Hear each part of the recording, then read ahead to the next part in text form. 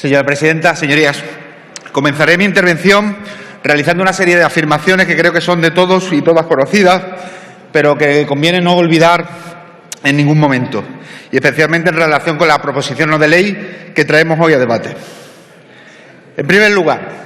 el sector bancario constituye un ámbito especialmente propenso al abuso de su posición de poder a todos los niveles y especialmente sobre los consumidores, y por ende exige de una regulación reforzada y de una supervisión continua para evitar dichos abusos.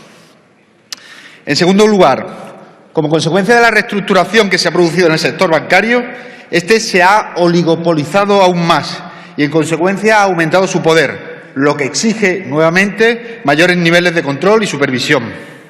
En tercer lugar, la exclusión financiera constituye una dimensión más de la exclusión social que debe ser combatida en un contexto de creciente desigualdad social. Además, esa exclusión en materia financiera es mucho más intensa en el ámbito rural que en el urbano.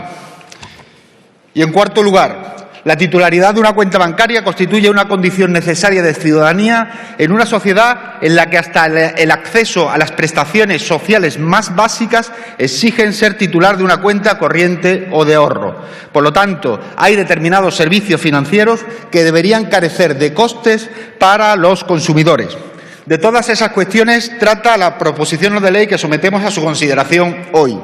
Trata de abuso de posición de poder, pero trata también de exclusión financiera. Trata de barreras a la competencia promovidos por los mismos que dicen defender la competencia. Y trata de barreras de acceso a la condición de ciudadanía para quienes necesitan ser protegidos frente a otras formas de exclusión social, incluida la financiera. Nuestra proposición no de ley está dividida en dos partes claramente diferenciadas. Uno, la que está relacionada con la necesidad de regular los servicios financieros hasta los más básicos, para proteger a los consumidores de los abusos del sistema bancario. Por un lado, planteamos la necesidad de regular las comisiones en los cajeros automáticos, para ajustar su uso al coste del servicio y no a la posición de poder de cada entidad dentro del sistema. Y es que las elevadas comisiones por el uso de los cajeros automáticos en España constituyen una anomalía a nivel europeo que se vio reforzada con la entrada en vigor del Real Decreto 11 de 2015, en que se cambiaba la regulación de dichas normas. Así, el Real Decreto en cuestión permite que sea el banco emisor de la tarjeta el que decide qué comisión cobrar a sus no clientes cuando se utiliza sus cajeros automáticos, o incluso a sus propios clientes cuando utilizan sus propios cajeros automáticos. Y confía en que sea la competencia la que regule las entidades, que regule el acceso, la competencia entre clientes.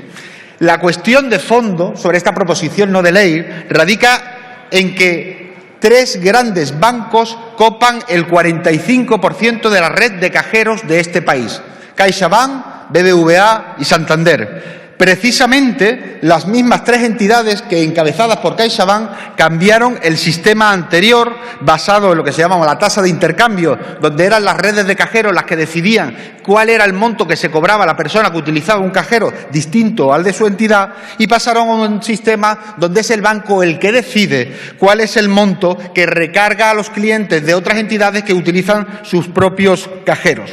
El hecho de que tres bancos ocupen una posición de poder del 45% de la red de cajeros significa que las probabilidades de que una persona saque dinero de un cajero de alguna de esas tres entidades es mucho más elevada que con respecto a otras entidades. Además, se generan una serie de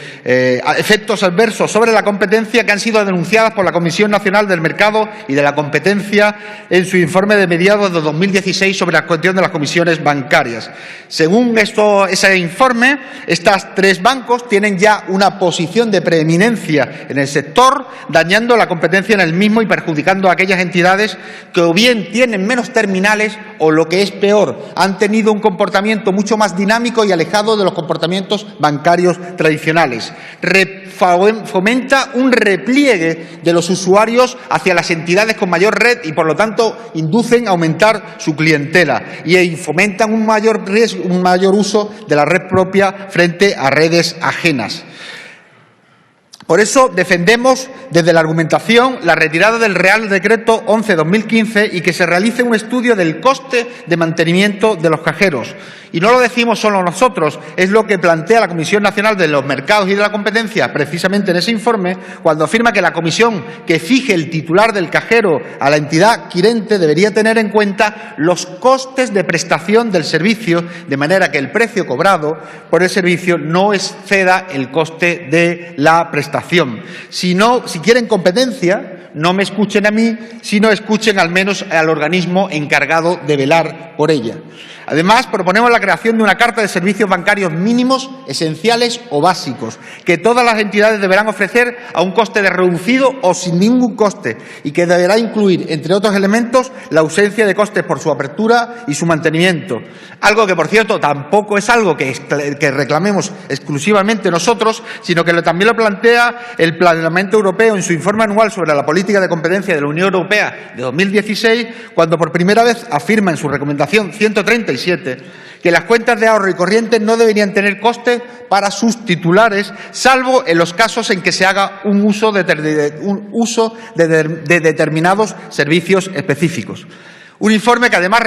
remarca el hecho de que el acceso a efectivo a través de cajeros automáticos es un servicio público esencial que debe ser provisto evitando cualquier tipo de prácticas discriminatorias, anticompetitivas o desleales y no debe generar tampoco un coste excesivo para los usuarios. Como ven, no estamos pidiendo nada distinto a lo que ya vienen demandándose también en otros espacios europeos que además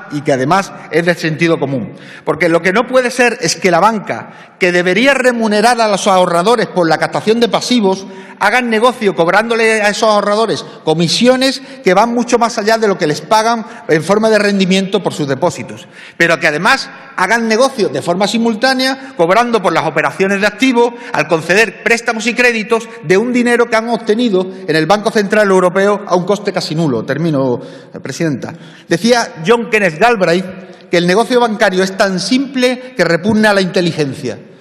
Todo consiste en pagar menos por el dinero que te prestan que por el que prestan. En este tiempo, en España ya se ha conseguido dar una vuelta de tuerca a esa afirmación y los bancos españoles no solo cobran por el dinero que te presta, sino que pagas por prestarle, por depositar tus ahorros en sus cuentas o por retirarlos de sus cajeros. Es el momento de devolver las aguas a su cauce y de que los márgenes de beneficio de los bancos no descansen sobre las espaldas de todos los españoles y las españolas, que no dependan de la posición cautiva a la que estamos sometidos en una economía que nos obliga a tener una cuenta de ahorro corriente para poder disfrutar de ciudadanía plena y, sobre todo, que no nos cobren cuando deberían estar pagándonos por nuestros ahorros. Muchas gracias.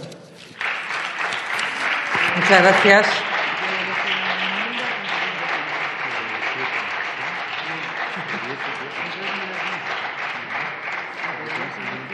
Para la defensa de las enmiendas formuladas por sus grupos tiene la palabra por el Grupo Parlamentario de Esquerra Republicana